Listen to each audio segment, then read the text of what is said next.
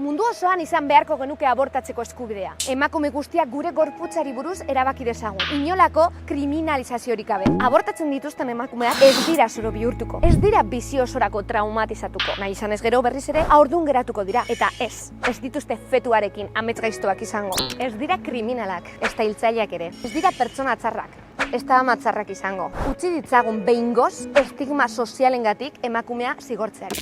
Abortua voluntarioa dan heinean, ez da nahi haurdunaldirik. Ez dago haurraren desirarik. Ia da, emakume bakoitzak bere errealitate propioa daukala. Eta errealitate propioa izaterakoan, esperientzia propioak ere. Esperientziak kontatzen ditugunean, informatzen ari gara. Eta beste erabat informatzeko ere, badaukagu. Eta hau da, profesionalen ahotsak islatzea.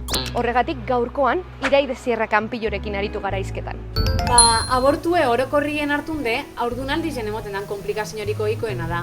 Da, naiz eta ezin lehi jakin zehaztasunez zenbat abortu dauzen urtien, nik esango neke haurdunaldi guztixen uneko 10-15 abortuen suertatzen dela. Beste gauza bat da, haurdunaldizen borondatezko etena.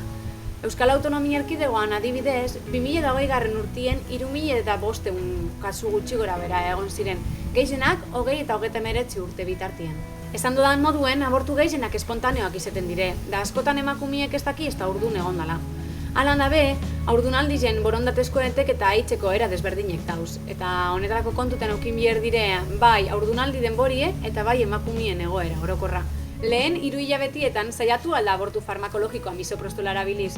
Ago sartzen da eta dosi bakar baten naiz eta errepikatu aldan ez badan ondo urtetan. Hori bai, medikazioa erabiltziek galarazten dabezan egoerak bekontuten izen birdie.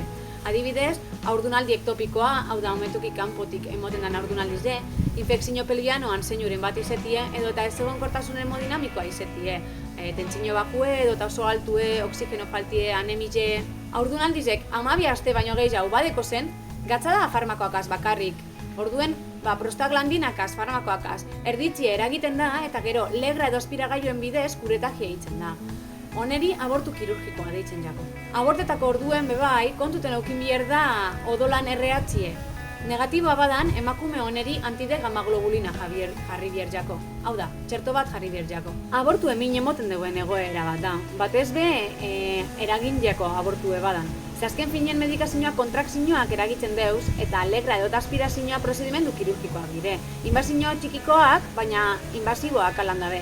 Kasu gehienetan, ez deu albondoriorik eragiten, ez epelagur ez luzien, eta gehienak arazo barik lortzen dabe haurdun geratzie gerora. Baina batzutan, batez de komplikazioak badauz, izen lehi albondorioak ezuertatzie. Zuertez, gehien emoten dan komplikazioa hemorragize da, batzutan anemizen deribe baldeuena, baina harin konpontzen da. Epe laburrekoa da, on bai, naiz eta gitxitan emonaldire komplikazio larri jauak, eta honek bai izen leikez arazo bat epe luzera. Adibidez, prozesu kirurgiko batzutan, basinekiak edo fusioak emonaldire edo eta orbainak agertu aldire, eta honek, honen kokapenan arabera, gauza desberdinek paseu aldire. Ez aukitzie ondorio negatiborik, beste haurdunaldizentzat, embrioien implantazioa oztopatzie eta gehiago kostetia haurdun geratzie, eta embrioien implantetie, baina garapenien leku bitxiago kitzie. Egoera txarrena da aborto septiko bat badekozun, hau da infekzioa badauen.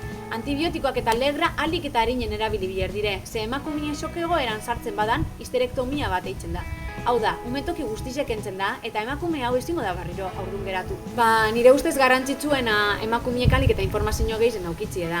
Da horretarako, bere familik mediku egaz, matroni egaz edo eta ginekologo bat egaz hitz egitea gomendatuko nuen. Egiz esan, ez dakit zehatz mehatz Euskal Herriko protokola zein dan, segun ze autonomitan baldatu itzen da. Baina Osakidetzako webgunien irakurri alizen duten arabera, lehen 14 astien barruen izen biher da. Osasun sistemako matroniegaz beza hartzen duzu, kontsulta horretan duda guztizek azaldu aldotzazuz eta prozesuen buruzko informazioa jaso.